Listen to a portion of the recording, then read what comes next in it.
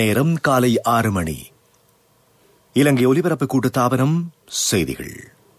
செய்தி ஆசிரியர் ஸ்ரீ நாகவாணி ராஜா, வாசிப்பவர் சிவராஜா தக்கீஷன். முதலில் தலைப்புச் செய்திகள். புரவி சூறாவளி இன்று மன்னார் விரிகுடாவை நோக்கி நகரும். புரவி சூறாவளியின் தாக்கத்தினால் ஏற்படக்கூடிய பாதிப்புகளை தடுப்பதற்கு விரைவாக நடவடிக்கை எடுக்குமாறு அரசாங்கம் பணிப்புரை. நாட்டின் பல பிரதேசங்களில் இன்றும் கடும் மழை. மீள அறிவிக்கும் வரை கடல் பிரதேசங்களில் மீன்பிடி மற்றும் கடல்சார் நடவடிக்கைகளை தவிர்க்குமாறு ஆலோசனை. திவலப்பிற்றிய பாலியகுட கொரோனா கொத்தணி 21,000 கடந்திருக்கிறது. விசேட தேவையுடையோருக்கான சர்வதேச தினம் இன்றாகும். அமெரிக்க ஜனாதிபதி தேர்தல் வாக்களிப்பில் முறைகேடு நடந்ததற்கு எந்தவித ஆதாரமும் கண்டுபிடிக்கப்படவில்லை என்று அந்த நாட்டின் தலைமை சட்ட அதிகாரி தெரிவிப்பு. அவை தலைப்புச் செய்திகள். இனி விரிவான செய்திகள்.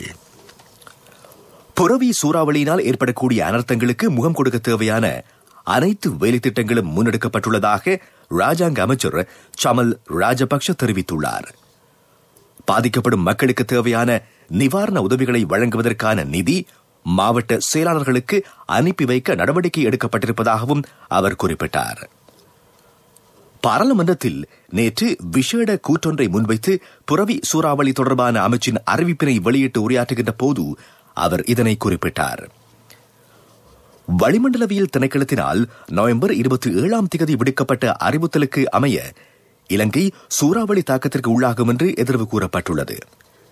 திருகோணமலை, முல்லைத்தீவு, வவுனியா, மன்னார், மட்டக்களப்பு, புத்தளம் ஆகிய மாவட்டங்களுக்கு தற்போது அனர்த்த எச்சரிக்கை விடுக்கப்பட்டுள்ளது. இது தொடர்பாக மாவட்ட மட்டத்தில் முன்னேற்பாடுகள் மேற்கொள்ளப்பட்டுள்ளன. மேலும் மீனவர்களுக்கு கடலுக்கு செல்ல வேண்டாம் என்றும் அறிவிக்கப்பட்டுள்ளது. அனர்த்தங்கள் ஏற்படக்கூடிய பிரதேசங்களில் உடனடியாக செயற்படக்கூடிய வகையில் சம்பந்தப்பட்ட தரப்பினர் தயார் நிலையில் வைக்கப்பட்டுள்ளார்கள். அனர்த்த முகாமைத்துவ நிலையம், தேசிய கட்டட ஆராய்ச்சி நிறுவனம், வளிமண்டலவியல் திணைக்களம், நிவாரண பிரிவு, நீர்ப்பாசன திணைக்களம் உள்ளிட்ட அனைத்து பிரிவினரும் இதற்கு முகம் கொடுக்கக்கூடியவாறு தயார்படுத்தப்பட்டிருக்கிறார்கள். அனர்த்தங்களில் பாதிக்கப்படும் மக்களுக்கு தேவையான தங்குமிடம், உணவு உள்ளிட்ட அனைத்து நடவடிக்கைகளுக்காகவும் 1 மில்லியன் ரூபாய் மாவட்ட செயலாளர்களுக்கு தற்போது வழங்கப்பட்டிருக்கிறது. தேவைக்கு ஏற்றால் போன்று மேலும் நிதியினை வழங்குவதற்கு நடவடிக்கை எடுக்கப்படும். அத்துடன் அனர்த்த பாதுகாப்பு மத்திய நிலையங்களில் கோவிட் தொற்று பரவுவதனை தடுக்கும் வகையில் முறையான சுகாதார பாதுகாப்பு முறைமைகளை பின்பற்றுவதற்கு கவனம் செலுத்தப்பட்டிருக்கிறது. முறையான சுகாதார முறை தொடர்பாக மக்களை அடிக்கடி தெளிவுபடுத்த நடவடிக்கை எடுக்கப்படவுள்ளது. தேவையான நேரத்தில் செயற்படும் வகையில் மீட்புக் குழுக்கள் தயார் நிலையில் வைக்கப்பட்டுள்ளதுடன் மாவட்ட மற்றும் பிரதேச மட்டத்தில் போலீஸ் அதிகாரிகள் அலுவலகங்கள், போலீஸ் நிலையங்கள், முப்படையினரின் முகாம்கள் ஆகியவற்றிற்கும் இது தொடர்பாக அறிவிக்கப்பட்டுள்ளதாகவும் ராஜாங்க அமைச்சர் சமல் ராஜபக்ஷ குறிப்பிட்டிருக்கிறார். புரவி சூறாவளியின் தாக்கத்தினால் ஏற்படக்கூடிய பாதிப்புகளை தடுப்பதற்கு விரைவாக நடவடிக்கை எடுக்குமாறு அரசாங்கம் உரிய பிரிவுகளுக்கு பணிப்புரை விடுத்துள்ளது. இந்த நிலையில் கரையோரம் மற்றும் இறங்கு துறைகளில் நிறுத்தி வைக்கப்பட்டுள்ள படகுகளை இயலுமான வரையில் கரைக்கு கொண்டு வருமாறு சகல படகு உரிமையாளர்களுக்கும் அறிவிக்குமாறு கடல் தொழில்துறை பணிப்பாளர் சகல மாவட்ட உதவி பணிப்பாளர்களுக்கும் அறிவித்தல் விடுத்திருக்கிறார்.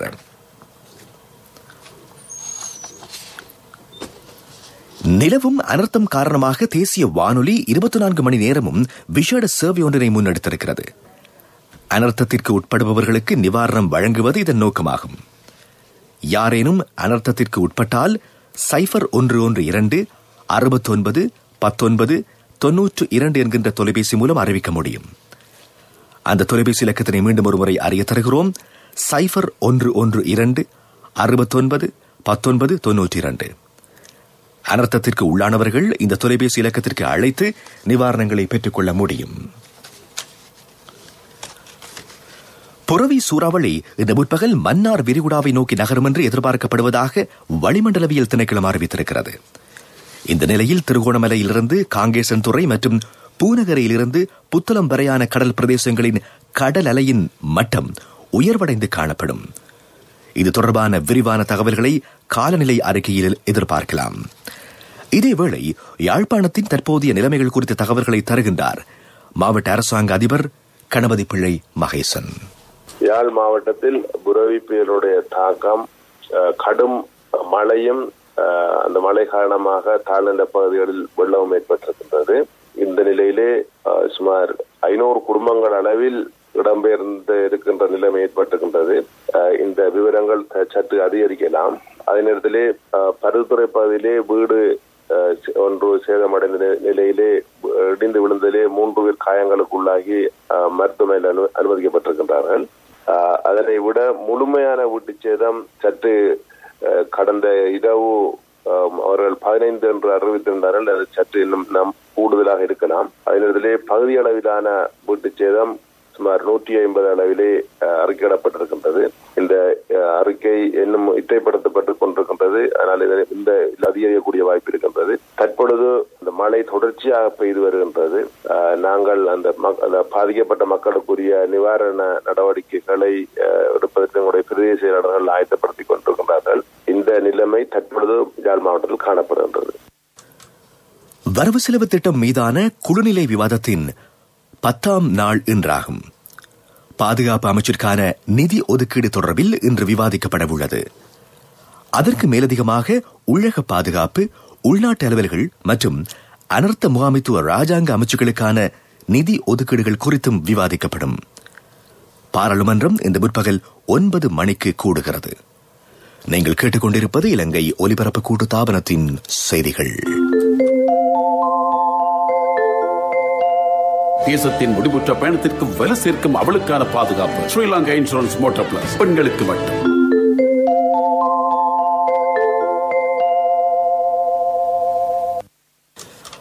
யாழ்ப்பாணம் வல்வெட்டித்துறை ஆதி கோவிலுக்கு அண்மித்த பகுதியில் வீசிய மினி சூறாவளியினால் 40க்கும் மேற்பட்ட குடும்பங்கள் இடம்பெயர்ந்துள்ளன. திடீரென்று வீசிய கடும் காற்றினால் வீடுகள் பல சேதமடைந்ததுடன் மரங்களும் முறிந்து வீழ்ந்துள்ளன. திடீர் அனர்த்தம் காரணமாக வீடு ஒன்றின் கூரை வீழ்ந்து ஏற்பட்ட பாதிப்பில் அதே பகுதியினைச் சேர்ந்த ஒருவர் படுகாயம் அடைந்த நிலையில் வைத்தியசாலையில் அனுமதிக்கப்பட்டுள்ளார். இடம்பெயர்ந்த மக்கள் அந்த பகுதிகளில் உள்ள தனியார் மண்டபங்களில் தங்க வைக்கப்பட்டிருப்பதாக எமது பிராந்திய செய்தியாளர் தெரிவித்திருக்கிறார். நாட்டில் கொரோனா தொற்று காரணமாக மேலும் 2 நேற்று உயிரிழந்துள்ளதாக அரசாங்க தகவல் திணைக்களம் தெரிவித்துள்ளது. சிலாபம் பகுதியினைச் சேர்ந்த 66 வயதுடைய பெண்ணொருவரும், கொழும்பு 13ஐச் சேர்ந்த 67 வயதுடைய ஆணொருவருமே இவ்வாறு உயிரிழந்திருக்கிறார்கள். அதன்படி தற்போது நாட்டில் கொரோனா தொற்று காரணமாக உயிரிழந்தவர்களின் மொத்த எண்ணிக்கை 124ஆக உயர்வடைந்துள்ளது.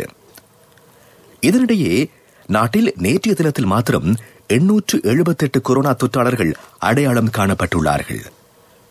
இதற்கமைய மினுவங்குட மற்றும் பாலியகுட கோவிட் கொத்தணியின் தொற்றாளர்களின் எண்ணிக்கை 21,861ஆக அதிகரித்துள்ளது. அத்துடன் நாட்டில் மொத்த கொரோனா வைரஸ் தொற்றாளர்களின் எண்ணிக்கை 25,410ஆக உயர்வடைந்துள்ளது. அனர்த்த நடவடிக்கைகளை கட்டுப்படுத்தவும் மக்களுக்கு தேவையான உதவிகளை வழங்கவும் முப்படையினரும் தயாராக உள்ளதாக ராணுவ தளபதி லெப்டினன்ட் ஜெனரல் ஷவேந்திர சில்வா தெரிவித்துள்ளார். இலங்கையில் தற்போது ஏற்பட்டுள்ள புயலுடன் கூடிய அனர்த்த நடவடிக்கைகளை கட்டுப்படுத்தி மக்களுக்கு தேவையான உதவிகளை வழங்குவதற்கு முப்படையினரும் தயார் நிலையில் உள்ளனர். அனர்த்தம் ஏற்படும் பகுதிகளுக்கு சென்று அவர்கள் மீட்பு மற்றும் மனிதாபிமான பணிகளில் ஈடுபட தயாராக உள்ளனர். அத்துடன் கோவிட்-19 தாக்கத்தை கட்டுப்படுத்த அரசாங்கம் தேவையான நடவடிக்கைகளை எடுத்துள்ளது என்றும் ராணுவ தளபதி குறிப்பிட்டிருக்கிறார். மத்திய தபால் பரிவர்த்தனை ஊடாக கடத்த முற்பட்ட 8 மில்லியன் ரூபாய் பெறுமதியான போதைப் பொருட்களை சுங்க திணைக்களத்தினர் கைப்பற்றியிருக்கிறார்கள். சுங்க திணைக்களத்தின் போதைப்பொருள் ஒழிப்பு பிரிவினர் நேற்று மேற்கொண்ட சோதனை நடவடிக்கைகளின் போது இந்த போதைப் பொருட்கள் கைப்பற்றப்பட்டதாக சுங்க திணைக்களத்தின் ஊடக பிரிவு தெரிவித்துள்ளது. இதன்போது அமெரிக்கா, நெதர்லாந்து மற்றும் லண்டன் ஆகிய நாடுகளில் இருந்து அனுப்பப்பட்ட 4 பொதிகளில் இருந்து 6 மில்லியன் ரூபாய் பெறுமதியான 490 கிராம் குஷ் ரக போதைப் பொருளும் 2 மில்லியன் ரூபாய் பெறுமதியான 80 கிராம் கொக்கைன் போதைப் பொருளும் கைப்பற்றப்பட்டுள்ளன. இந்த பொதிகள் அகங்கம மற்றும் வாத்துவ ஆகிய பகுதிகளுக்கு அனுப்பி வைப்பதற்காகவே இவ்வாறு கிடைக்கப்பெற்றுள்ளன. இது தொடர்பில் எவரும் இதுவரையில் கைது செய்யப்படவில்லை. சம்பவம் தொடர்பில் மேலதிக விசாரணைகளை போலீஸ் போதைப்பொருள் ஒழிப்பு பிரிவினர் முன்னெடுத்து வருகிறார்கள். அவை உள்நாட்டு செய்திகள். காலை வேளையிலேயே என்னுடைய முன்னேற்றத்துக்காக நான் வாகனம் செலுத்தல, முழு தேசத்தையும் முன்னோக்கி இட்டு செல்ற ஒரு பயணம் இது. பெண்களுக்காக பிரத்யேக மோட்டார் வாகன காப்புறுதி ஸ்ரீலங்கா இன்சூரன்ஸ் மோட்டார் பிளஸ். பெண்களுக்கு மட்டும். விபத்தின் போது கால் அண்ட் மூவ் வசதி, 24 மணித்தியாலமும் அனர்த்த நிவாரண சேவை, ஒரு இடத்தில் இடம்பெறும் விபத்தின் போது தங்கப்பட செலவினத்தை செலுத்துதல், தொழில் புரியும் 3 மணித்தியாலங்களுக்குள் 75,000 ரூபாய் வரை இழப்பு, தேசத்தின் முடிவுற்ற பயணத்திற்கு வலு சேர்க்கும் அவளுக்கான பாதுகாப்பு. Sri Lanka insurance motor plus. பெண்களுக்கு மட்டும். இது ஸ்ரீலங்கா இன்சூரன்ஸ் தானே.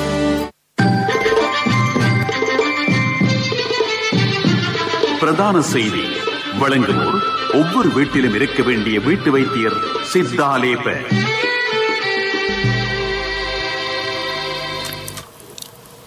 விசேட தேவையுடையோருக்கான சர்வதேச தினம் இன்றாகும். 1992 ஆண்டு ஐக்கிய நாடுகள் சபையினால் நிறைவேற்றப்பட்ட முன்மொழிவிற்கு அமைய ஆண்டுதோறும் டிசம்பர் 3 உலகின் பல நாடுகள் விசேட தேவையுடையோருக்கான தினத்தினை கொண்டாடி வருகிறது. இலங்கையும் தொடர்ச்சியாக அதில் பங்கு பெற்று வருவதுடன் அது ஐக்கிய நாடுகள் சபையின் அனுசரணை பெற்ற சர்வதேச நிகழ்வாகும். விசேட தேவையுடையோர் தொடர்பான விடயங்களை கவனத்தில் கொள்ளல், விசேட தேவையுடையோரின் பெருமை, உரிமைகள், நலன் மற்றும் நல்வாழ்வை மேம்படுத்துவதற்கு அனுசரணை வழங்குவது என்பன இந்த தினத்தை கொண்டாடுவதன் மூலம் எதிர்பார்க்கப்படுகிறது. விசேட தேவையற்ற சாதாரண குடிமகன் போன்று விசேட தேவை உடையவர்களும் சம உரிமைகள் மற்றும் வரப்பிரசாதங்களை அனுபவித்து சமூகத்தில் வாழ முடியும்.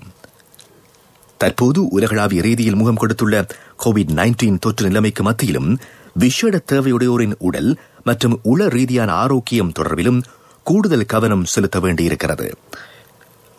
உலகின் விசேட தேவையுடைய 1 பில்லியன் மக்கள் தொகையில் 80% அபிவிருத்தி அடைந்து வரும் நாடுகளிலேயே வாழ்ந்து வருகிறார்கள்.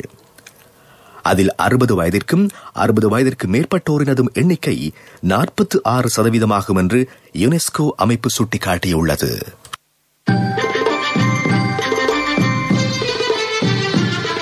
பிரதான செய்தி வழங்கியோர் ஒவ்வொரு வீட்டிலும் இருக்க வேண்டிய வீட்டு வைத்தியர் சித்தாலேப. உங்கள் கவனத்திற்கு. அண்மை காலமாக இலங்கையில் புதிய HIV தொற்றாளர்களின் எண்ணிக்கை படிப்படியாக அதிகரித்து காணப்படுகின்றமை கண்டறியப்பட்டிருக்கிறது.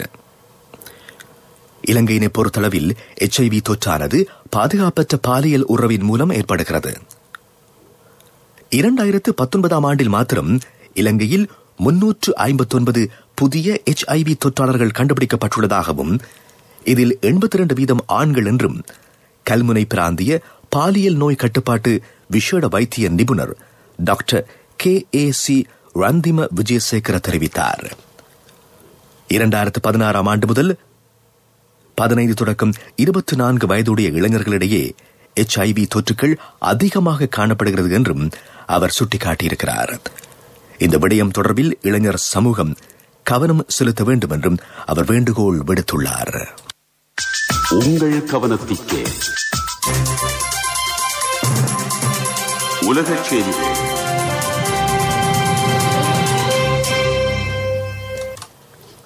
அமெரிக்க ஜனாதிபதி தேர்தல் வாக்களிப்பில் முறைகேடு நடந்ததற்கு எந்தவித ஆதாரமும் கண்டுபிடிக்கப்படவில்லை என்று அந்த நாட்டின் தலைமை சட்ட அதிகாரி வில்லியம் பார் தெரிவித்துள்ளார். கடந்த மாதம் இடம்பெற்ற தேர்தலில் முடிவுகளை மாற்றியமைக்கும் வகையிலான முறைகேடு எதுவும் தென்படவில்லை என்றும் அவர் குறிப்பிட்டுள்ளார். தேர்தலில் முறைகேடு நடந்துள்ளதாக கூறிவரும் ஜனாதிபதி டொனால்டு டிரம்பின் கருத்திற்கு மாறான வகையில் வில்லியம் பாரின் கருத்துக்கள் வெளியாகியுள்ளது. டிரம்பின் அமைச்சரவையில் வில்லியம் பார் முக்கிய உறுப்பினராக கருதப்படுகிறார். எனினும் இவரின் கருத்தை டிரம்ப் ஏற்க மறுத்துள்ளமையும் குறிப்பிடத்தக்கது. சீனாவின் விண்கலம் ஒன்று வெற்றிகரமாக சந்திரனில் இறங்கியதாக பெய்ஜிங்கின் விண்வெளி ஆய்வு நிலையம் அறிவித்துள்ளது. சந்திரனில் உள்ள பாறைகளையும் மண்ணையும் சேகரிப்பது அதன் நோக்கம். அதன் மூலம் சந்திரனின் தோற்றம், உருவாக்கம், மேற்பரப்பில் உள்ள எரிமலை வெடிப்புகள் போன்றவற்றை விஞ்ஞானிகள் ஆராய உள்ளார்கள். விண்கலம் வெற்றிகரமாக பூமிக்கு திரும்பினால் 40 வருடங்களுக்கு பிறகு சந்திரனில் இருந்து மாதிரிகளை கொண்டு வந்த நாடுகளில் சீனா 3வது இடத்தை பிடிக்கும். அதற்கு முன்னர் அமெரிக்காவும் சோவியத் யூனியனும் 1960, 1970களில் சந்திரனில் இருந்து மாதிரிகளை கொண்டு வந்தமை குறிப்பிடத்தக்கதாகும். அபிவிருத்தி செய்திகள்.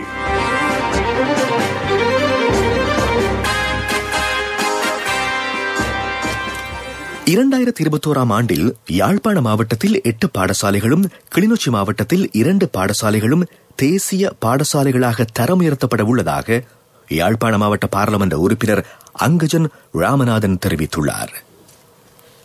முல்லைத்தீவு மாவட்டத்தில் நகர பல்கலைக்கழகம் ஒன்று அமைக்கப்பட உள்ளதாகவும் அவர் குறிப்பிட்டார். வரவு செலவு திட்டத்தில் கல்வி அமைச்சுக்கான நிதி ஒதுக்கீடு மீதான குழுநிலை விவாதத்தில் உரையாற்றிய போது அவர் இதனை தெரிவித்தார்.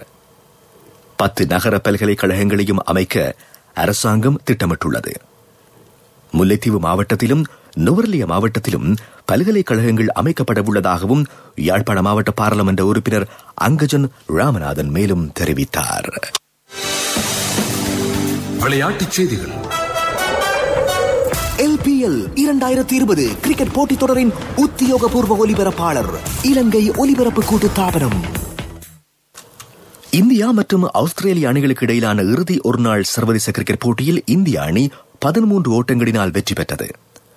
கான்பராவில் இடம்பெற்ற இந்த போட்டியில் முதலில் துடுப்படுத்தாடிய இந்திய அணி 5 விக்கெட்டுகளை இழந்து 302 ஓட்டங்களை பெற்றது. பதிலுக்கு துடுப்படுத்தாடிய ஆஸ்திரேலிய அணி 289 ஓட்டங்களை மாத்திரமே பெற்றது. அதன்படி 3 போட்டிகளை கொண்ட தொடரை ஆஸ்திரேலிய அணி 2-1 என்கின்ற கணக்கில் கைப்பற்றியது. 2 அணிகளுக்கும் இடையிலான முதலாவது T20 போட்டி நாளை ஆரம்பமாக உள்ளமை குறிப்பிடத்தக்கதாகும். விளையாட்டுச் செய்திகள். LPL 2020 கிரிக்கெட் போட்டித் தொடரின் உத்தியோகபூர்வ ஒலிபரப்பாளர் இலங்கை ஒலிபரப்பு கூட்டுத்தாபனம். 24 மணித்தியாலத்துல யாராலையும் ஒரு வீட்டை கட்ட முடியாது. ஆனா 24 மணித்தியாலத்துல வீட்டு கடன் ஒண்ணு வழங்க NSBயால மட்டும்தான் முடியும். இன்னைக்கே NSBக்கு போங்க. வினைத்திறனான சேவையுடன் தேர்ந்தெடுக்கப்பட்ட கிளைகளின் ஊடாக 24 மணித்தியாலத்தில் கடன் தொகையினை பெற்றுக் கொள்ளுங்கள். NSB கேதொர உங்கள் சொந்த இல்லத்தின் கனவை நனவாக்கிடும். வர்த்தக செய்தி அனுசரணை. தேசிய சேமிப்பு வங்கி உங்கள் பணத்திற்கு பாதுகாப்பான இடம். இலங்கை துறைமுக அதிகார சபையின் ஜய கொள்கலன் முனையத்தின் 5வது கட்ட நிர்மாண பணிகள் ஆரம்பிக்கப்பட்டுள்ளன. இது இலங்கையின் கப்பல் போக்குவரத்து மற்றும் துறைமுகங்களின் வரலாற்றில் முக்கிய மைல் கல்லாக கருதப்படுகிறது. வர்த்தக செய்தி அனுசரணை. தேசிய சேமிப்பு வங்கி உங்கள் பணத்திற்கு பாதுகாப்பான இடம். 24 மணித்தியாலத்துல யாராலையும் ஒரு வீட்டை கட்ட முடியாது. ஆனா 24 மணித்தியாலத்துல வீட்டு கடன் ஒண்ணு வழங்க NSBயால மட்டும்தான் முடியும். இன்னைக்கே NSBக்கு போங்க. வினைத்திறனான சேவையுடன் தேர்ந்தெடுக்கப்பட்ட கிளைகளின் ஊடாக 24 மணித்தியாலத்தில் கடன் தொகையினை பெற்றுக் கொள்ளுங்கள். NSB கேதொர உங்கள் சொந்த இல்லத்தின் கனவை நனவாக்கிடும்.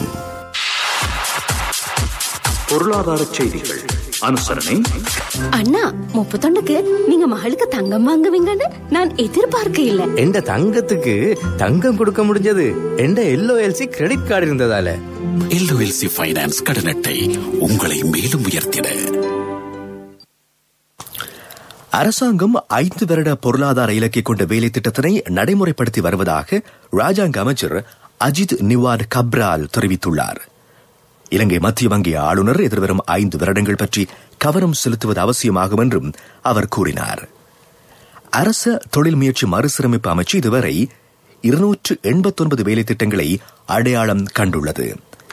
இவற்றின் பெறுமதி 5 டிரில்லியன் ரூபாவை தாண்டுவதாகவும் ராஜாங்க அமைச்சர் அஜித் நிவார் கப்ரால் குறிப்பிட்டார். இந்த கணவன் எனக்கு தந்த மோதிரம் தான் என் வாழ்க்கை. LOLCக்கும் உங்களோட தங்கம் உயிரை போன்றது. உங்களோட தங்கம் எங்கள்கிட்ட இருக்கிற வரைக்கும் உங்களுக்கு ஆயுள் காப்புறுதி தருவது நாங்க மட்டும்தான். நேரத்துக்கு தவணை செலுத்த முடியாம போனா உங்களோட தங்கத்தை உங்களுக்கு திருப்பி தருவதுதான் எங்கட நோக்கம். உங்களோட தவணையை நேரத்துக்கு செலுத்த முடியாம போனா அதுக்கு தீர்வும் நாங்க தருவோம். நான் எதிர்பார்த்த தொகையை விட அதிகம் கிடைச்சதும் இல்லாம வேலையும் சுலபமா முடிஞ்சு எனக்கு மதிப்புமிக்க பரிசும் கிடைச்சது. LOLCயிடம் இருந்த பெரும் சேவை தங்கத்துக்கு நிகரானது. LOLC ஃபைனான்ஸ் ரன்சவிரண்ய சேவை. தங்கம். காலநிலை அறிக்கை.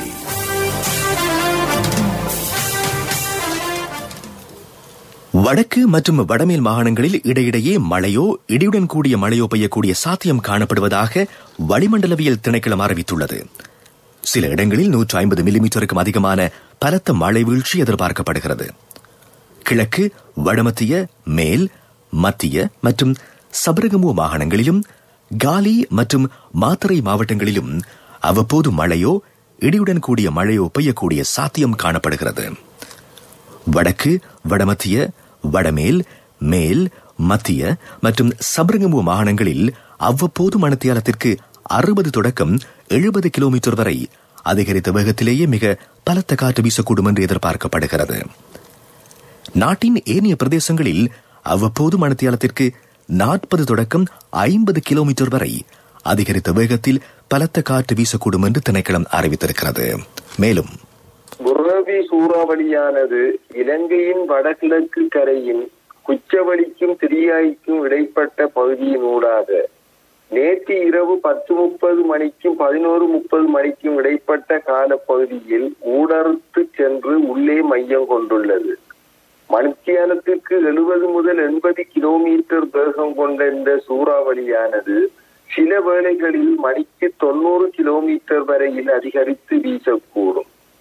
சூறாவளி இன்று காலை மன்னார் வளைகுடாவினூடாக மேற்கு வடமேற்கு திசையை நோக்கி நகரக்கூடும். இதன் தாக்கத்தின் காரணமாக பூனாரிக்கும் புத்தளத்துக்கும் இடைப்பட்ட கடல் பிரதேசத்தில் கடல் அலையானது 1 மீட்டர் உயரம் வரையில் மேலெழுவதுடன் கரையை அண்மித்த தாழ்நில பிரதேசங்களுக்குள் உட்புகக்கூடிய வாய்ப்பும் காணப்படுகின்றது.